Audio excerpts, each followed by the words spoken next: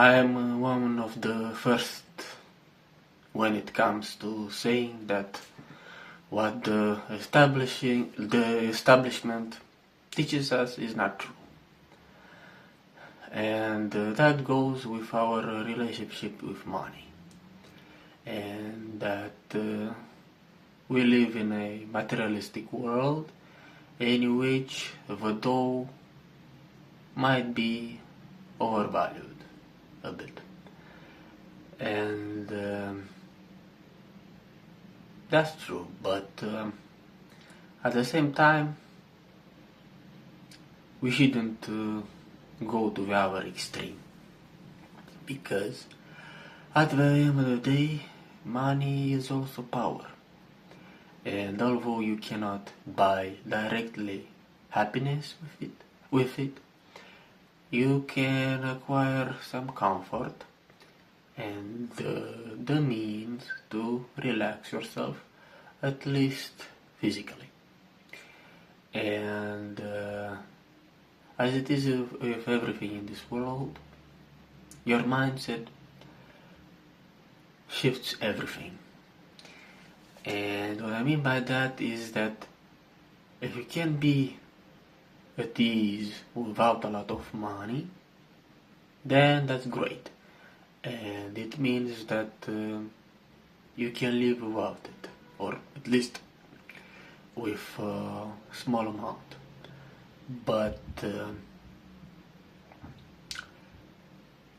if you are one of those persons who are very grounded in this material world, which I don't think it's a bad nor a good thing, but every individual is different.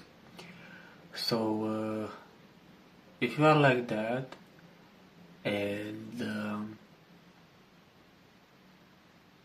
it's difficult for you to relax without feeling that you have something under your grasp, then money is very important to you. And you should strive to make money, because that's part of our survival instinct. With money we can acquire goods, and that ensures our existence in this three-dimensional low realm world. And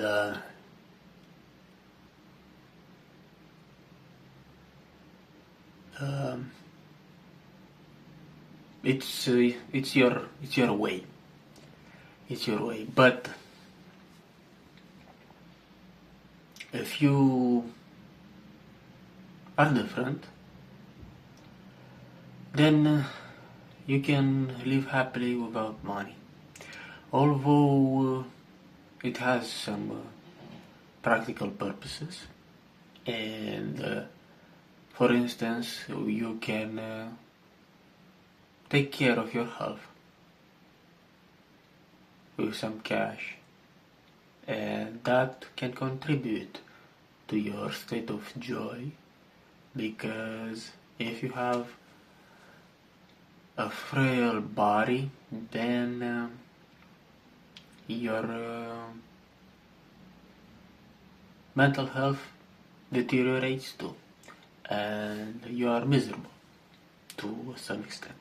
Of course, if you have a strong will, you can ignore this sort of suffering, but it's difficult. And as I said previously, it's very important not to go to the extremes and overvalue money. And I think it's a bad example when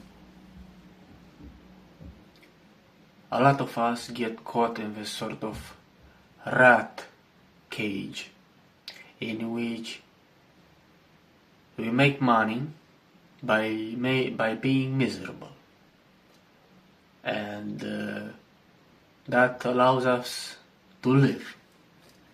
And then we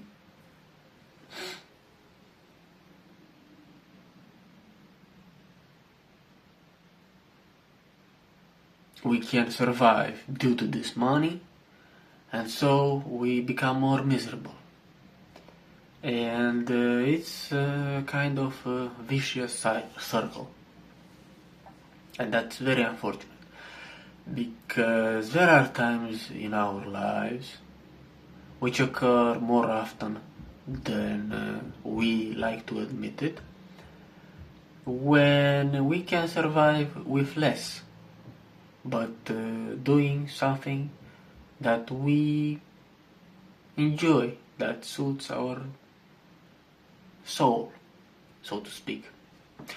Of course, if you have a family and you are a responsible individual, so to speak, then more often than not, you have to do what you gotta do and compromise.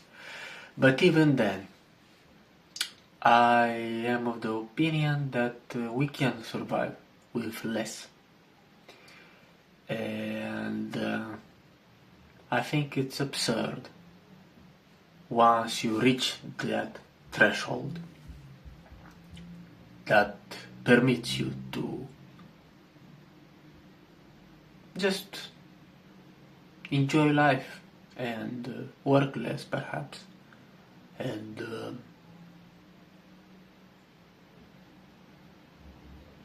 have some hobby, it doesn't matter, to allot more time to your kids, your family, or maybe just to yourself. And so I think that's very important, not to be of this extreme sort of, and learn to enjoy life as it is. But if you are one of those persons who really can thrive in the extremes, so to speak, then if you are very attracted to making money and you have this sort of, let's call it greed, without any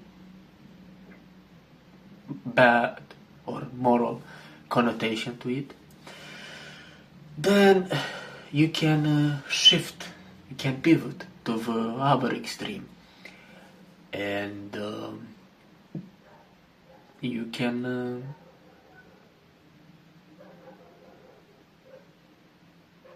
be a hermit, so to speak, and live with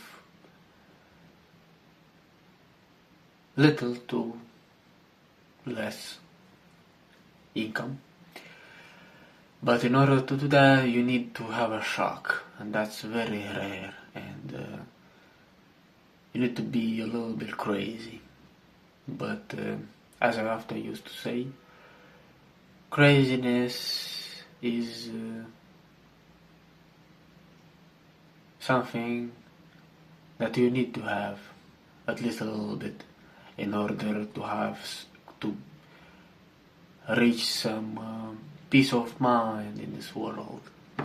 Because if you rely solely on your rationality, you risk to always be on guard and alert and prepare for a misfortune that will never come. Constantly missing the present moment. And yeah, that's what I want to say. And it's an illusion, money, but to a certain extent, because we think that we will be ultimately happy when you acquire it, which doesn't always happen. You need to have some wisdom first. So yeah, we live in a world in which your income is overrated, and we are stoked to earn more. But at the same time, you need it to exist, so to speak, although not in that much quantity. But there are people, and I'm not judging them, who cannot feel comfortable if they do not possess a steady source of income, and to whom material possessions bring peace. And if you are like that, then accept it. Of course you can change, but it needs to come from within you. Something needs to happen in your life, or you need to stumble upon someone new who could influence you on a deep level. But that's not your decision. It's something that comes from your higher self, so to speak, and in a certain extent. And I don't know, you need to be prepared for that, and naturally inclined. And that's not for everyone. But in general, no, I think that we require far less dough than we are led to believe. Although nobody can deny that your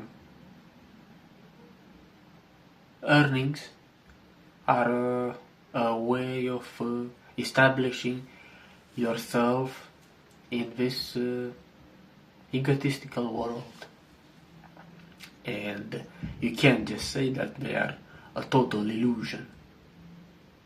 Of course, if you judge only by the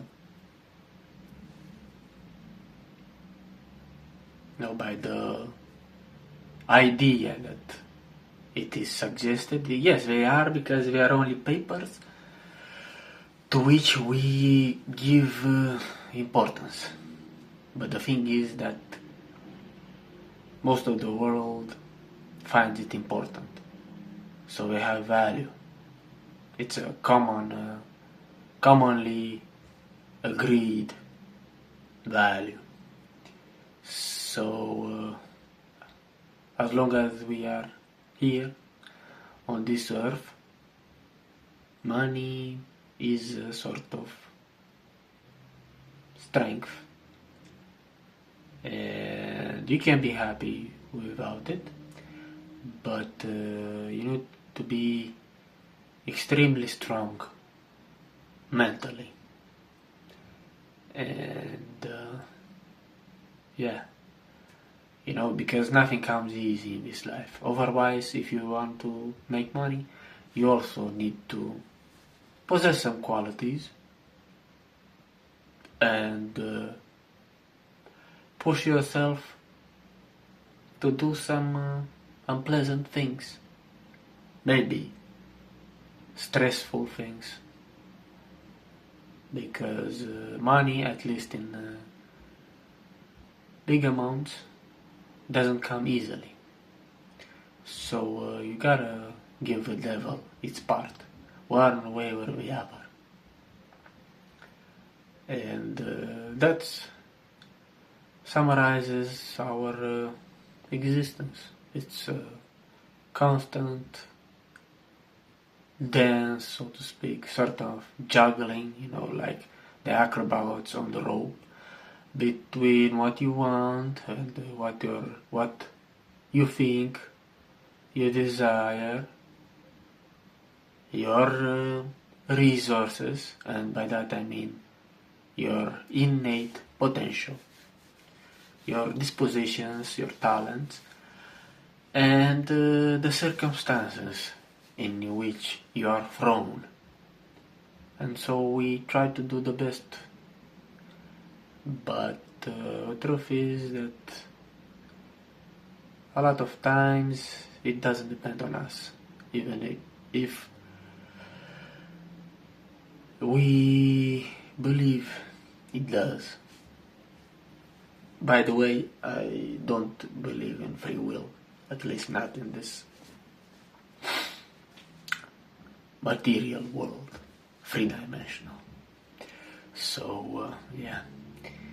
And one way or the other, you need to compromise.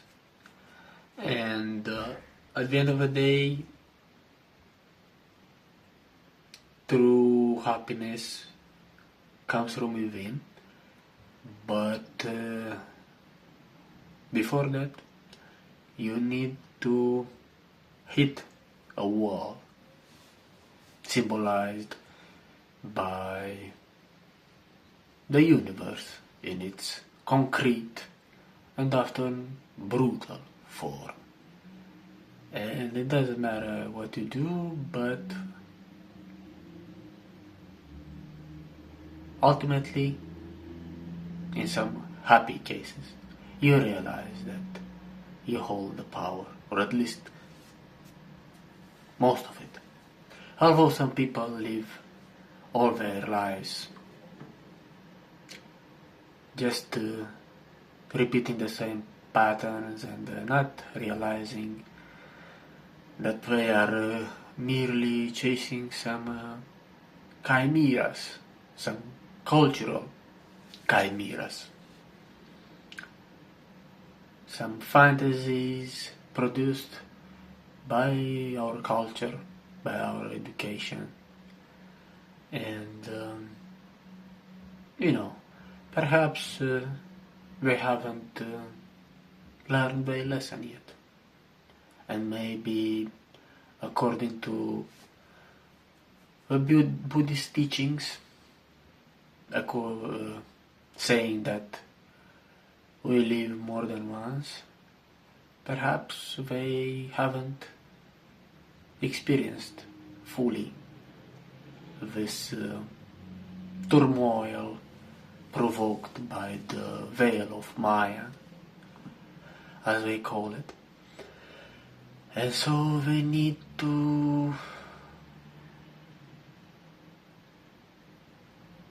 exercise and learn the lesson. And perhaps those who are more detached and have a global view regarding what surrounds us, they have lived already such experience in past lives, and they are fed up with it. And I know that's a little bit idealistic. I don't believe in the reincarnation ad litera or directly but I think it is a metaphor for our DNA and our born tendencies with which we come into this world, and which perhaps are in some way, they are transmitted via DNA, and maybe that's the grain of truth regarding reincarnation. And everybody is on their way, on their own step in their path, and let me know what you think about it. in the comments. And when, according to your opinion, are you in this eternal circle of karma, of living?